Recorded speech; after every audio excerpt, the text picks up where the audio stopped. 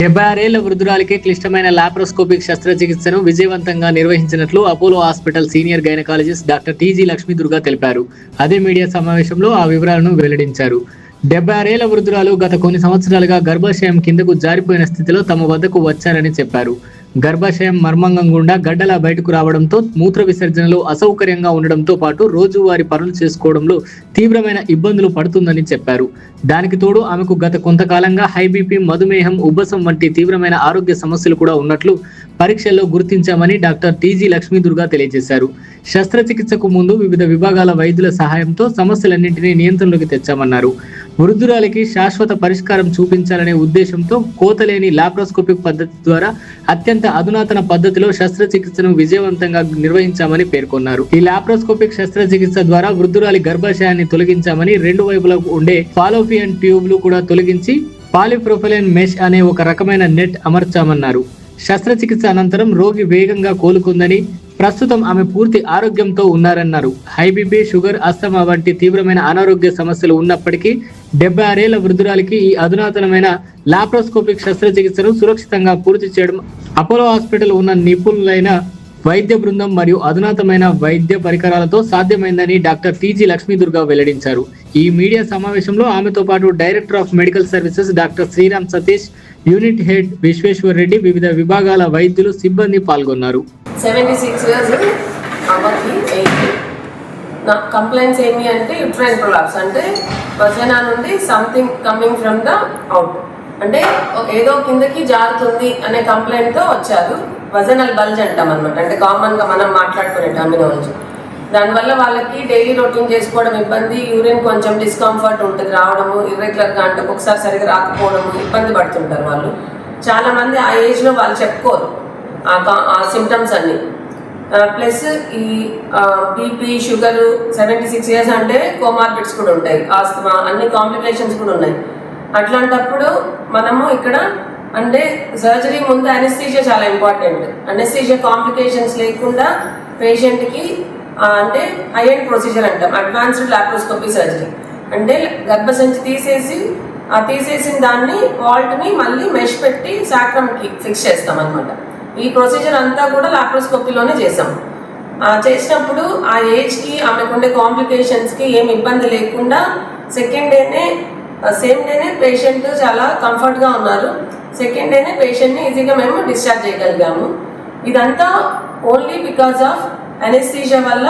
తర్వాత minimal invasive surgeries అంటాం, అంటే కోత లేకుండా జస్ట్ స్మాల్ హోల్తో చేస్తాం కాబట్టి పేషెంట్ 24 hours రికవర్ అయ్యేదానికి ఛాన్సెస్ ఉంటుంది. అంటే పెయిన్ ఉండదు, బ్లడ్ లాస్ తక్కువ ఉండడం వల్ల పేషెంట్కి ఇన్ఫెక్షన్ కూడా తక్కువ ఉంటుంది. అంటే డయాబెటిక్ పేషెంట్స్కి ఇది మెష్ పెట్టినా కూడా ఇన్ఫెక్షన్ లేకుండా తొందరగా కోలుకోవడానికి అవకాశం ఉంటుంది.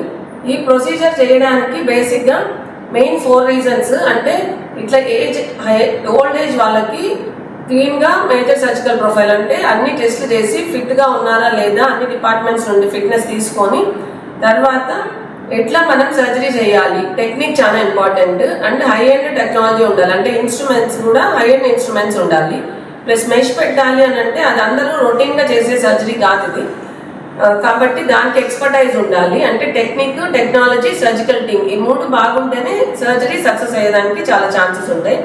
ఇట్లా ఇంకా మిగతా వాళ్ళకి నేను చెప్పేది ఏమి అంటే, ఇట్లా ఎవరికైనా వజనల్ బల్జ్ ఉన్నా, యూరినరీ ఇన్కాంటినెన్స్ అంటే యూరిన్ సరిగ్గా రాకపోవడం వల్ల, తర్వాత యూరిన్ లీక్ ఉంటుంది చాలా మంది ఉమెన్కి ఆఫ్టర్ మెనోపాజ్, అట్లా ఉండే పేషెంట్స్ కూడా కంపల్సరీ దానికి ట్రీట్మెంట్ ఉంటుంది.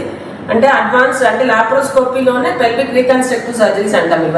ఇవన్నీ కూడా ఇప్పుడు అపోలో హాస్పిటల్లో అందుబాటులో ఉన్నాయి, కాబట్టి అవన్నీ వాళ్ళు వినియోగించుకోవాలి అని నేను కోరుకుంటున్నాను. Thank you. ఈ ప్రెస్ మీట్కి ముఖ్య కారణం ఏంటి అంటే, మీ అందరికీ చెప్పారు, last 2 months back doctor Lakshmidurga గారు 20 సంవత్సరాల ఎక్స్పీరియన్స్ ఉన్న సీనియర్ మోస్ట్ గైనకాలజిస్ట్, మన అపోలోకి చేరడమే కాకుండా అండ్ రేర్ కేసెస్ కూడా చేస్తున్నారు.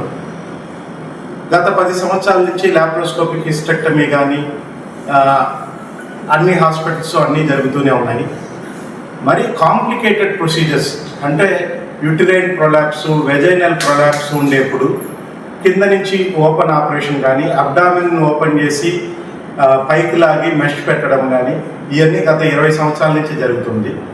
కానీ లాప్రోస్కోపిక్లో హిస్టెక్టమీ చేయకుండా కాకుండా ఈవెన్ మెష్ పెట్టి ప్రొలాప్స్ రెడ్యూస్ చేసి దీన్ని ఇట్స్ లాప్రోస్కోపిక్ సాక్రోకాల్పోపెక్సీ. ఇది ఎప్పుడు ఓపెన్లో కాన్ఫిడెంట్గా చేయగలుగుతారు అందరు గైనకాలజిస్ట్. ఈ ప్రొసీజరు ఈవెన్ లాప్రోస్కోపీలో చేసి అండ్ సేమ్ డే పేషెంట్ నడిపించి నెక్స్ట్ డే పేషెంట్ డిశ్చార్జ్ చేసి ఇట్స్ ఎ వెరీ అదేమంటారు నీష్ ప్రొసీజర్స్ అంటారు. నీష్ ప్రొసీజర్ అంటే high end procedures in like గైనకాలజీలో చేసేది. గత 20 సంవత్సరాల ఎక్స్పీరియన్స్ ఉన్న దానికి మేడం డాక్టర్ లక్ష్మీ దుర్గా గారు రెగ్యులర్గా చేసేవాళ్ళు. ఇది అపోలో హాస్పిటల్లో ఇంత కాంప్లికేటెడ్ ప్రొసీజర్ చాలా సక్సెస్ఫుల్గా చేసి పేషెంట్ని డిశ్చార్జ్ చేసిన దానికి నేను అపోలో హాస్పిటల్ మేనేజ్మెంట్ తరఫున ఎస్పెషలీ అనస్థీషియా టీమ్కి డాక్టర్ లక్ష్మీ దుర్గా మేడం టీమ్కి నేను కంగ్రాచులేట్ చేస్తున్నా.